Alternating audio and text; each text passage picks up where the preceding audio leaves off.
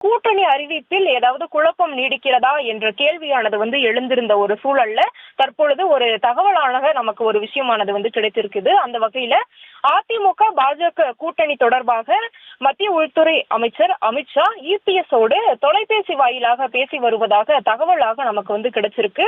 மேலும் அவர் ஒரு நிபந்தனையும் கூட, அதாவது எடப்பாடி பழனிசாமி ஒரு நிபந்தனையும் கூட விதித்திருப்பதாக கூறப்பட்டிருக்கிறது. நயினாரை தலைவராக அறிவித்த பிறகுதான், அதாவது நயினாரை தமிழக பாஜகவினுடைய தலைவராக அறிவித்த பிறகுதான் நான் இந்த ஆலோசனை கூட்டத்திற்கு வருவேன், ஐடிசிக்கு வருவேன் என்று அவர் குறிப்பிட்டதாக அந்த தகவலாக நமக்கு கிடைச்சிருக்கு. ஒரு புறம் இப்படி இருக்க, மறுபுறம் பார்த்தோம்னா தமிழக பாஜக மாநில தலைவருக்கான அந்த தேர்வுக்கான விருப்ப மனு என்பது தாக்கலானது நடைபெற்று வருது. தற்பொழுது வரை நயினார் மட்டும்தான் விருப்ப மனுவை தாக்கல் செய்திருக்கிறார். சிறப்பு அனுமதி பெற்று அந்த விதிகள் என்பது தளர்த்தப்பட்டு தற்பொழுது